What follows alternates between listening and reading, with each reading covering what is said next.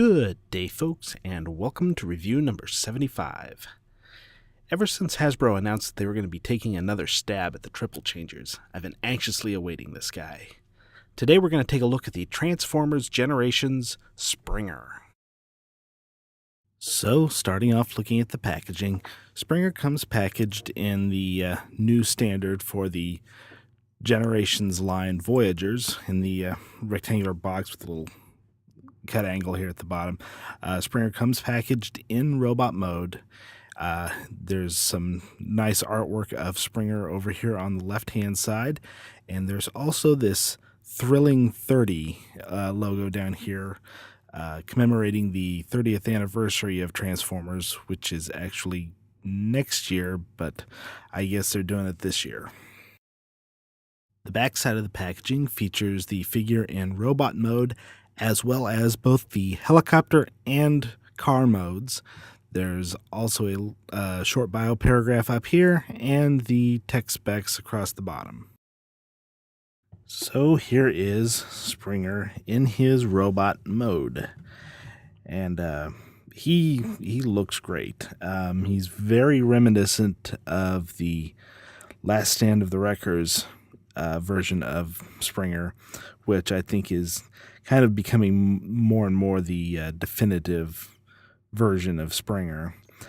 But as for the figure itself, you've got a ball-jointed head.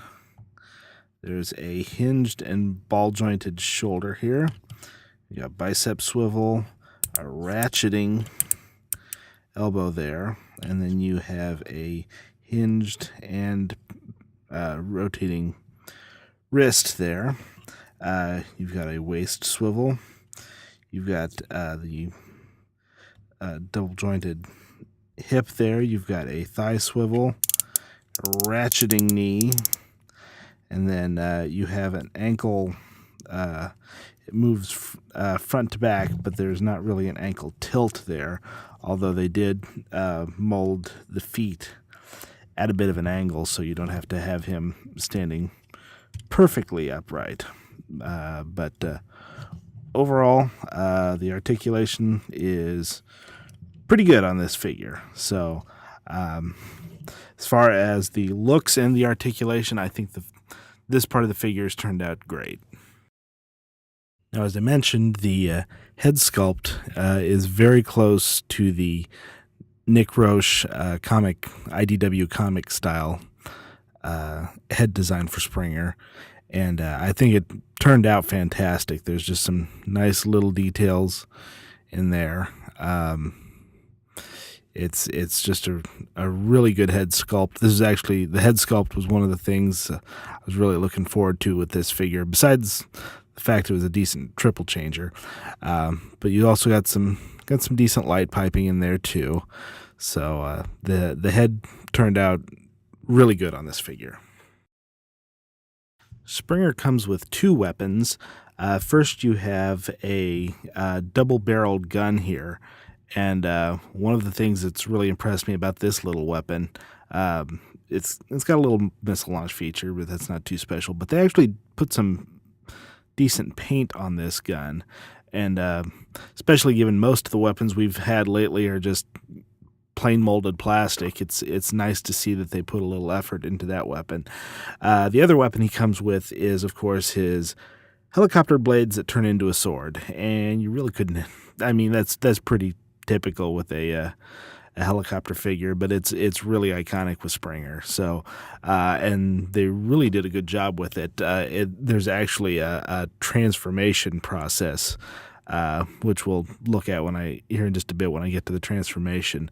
But it's not just folded up and it's a sword. There's a little bit more to it, and I think it's a nice little piece of engineering.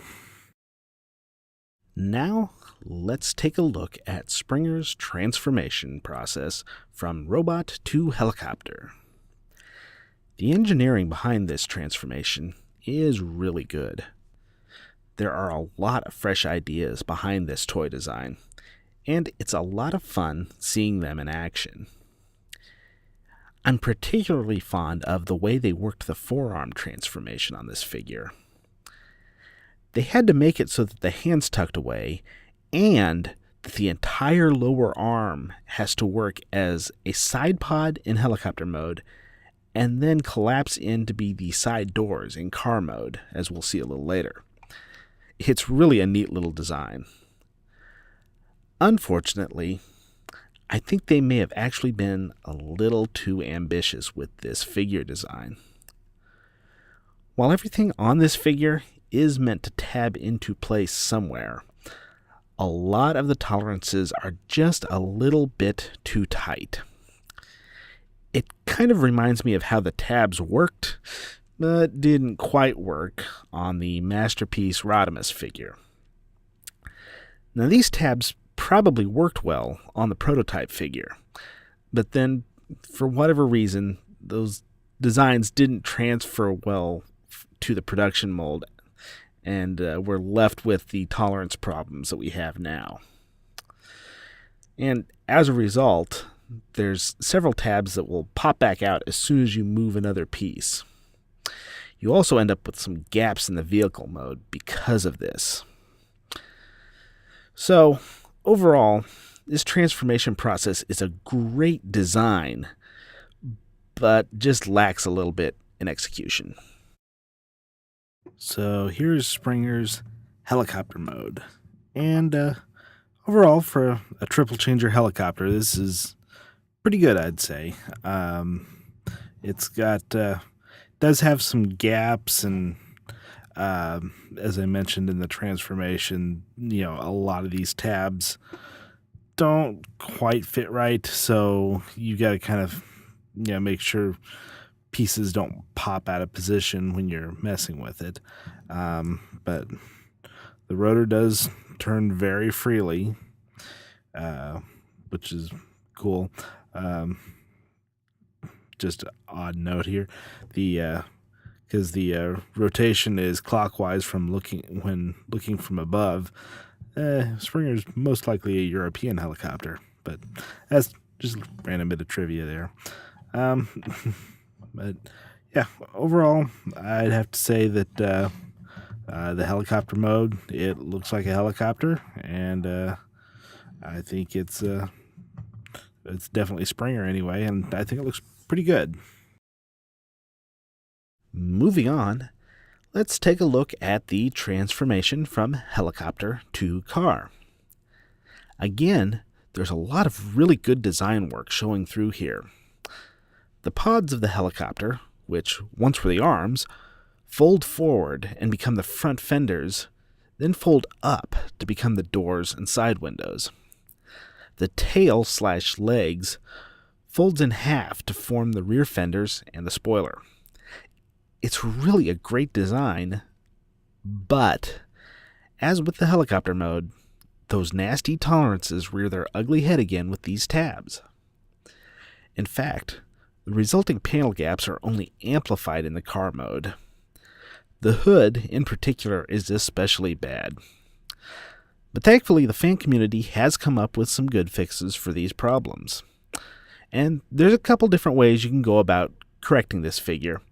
So what I would recommend is that you go to one of the online forums, such as TFW2005 or Sabertron, and take a look at the fixes there.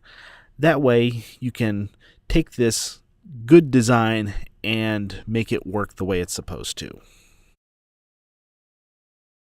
So here is Springer in his car mode. And again, I think it's a pretty decent car mode, especially for a triple changer. What I really like is that this car has a completely different stance, a different feel to it than the helicopter. It's not immediately obvious that they're the same figure. But again, it suffers a lot of the same issues where you've got a lot of gaps. You've got a lot of tolerance issues where tabs don't quite fit into place. So, it doesn't look quite right. I mean, I think they could have done a better job. But still, for the most part, I think they're definitely on the right track. Um, I just think I think I think the execution may have failed a little bit, but as far as the overall design, though, I think it turned out great.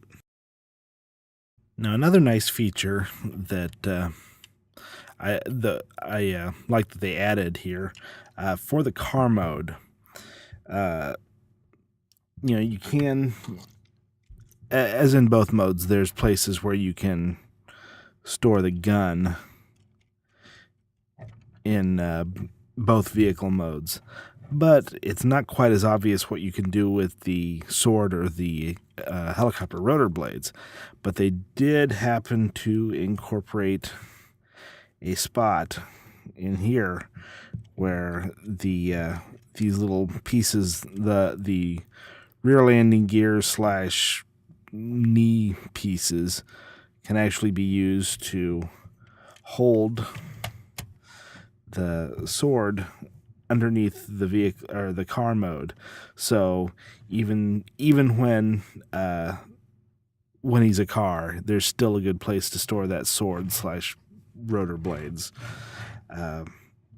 which is another good design feature. And in this case, I think it actually works well in execution. Even though it's still relatively early, the Transformers Generation Springer very well could have been a contender for the best Transformer this year. Unfortunately, something happened in the transition from design to production that caused this figure to have all kinds of tolerance problems. Now, the robot mode looks fantastic, though, and the ideas behind this figure really help save it. While Springer has more than his share of flaws, I still love the look of the Nick Roche-inspired sculpt, and I'm proud to have my new record shelf dedicated to those characters from the IDW universe.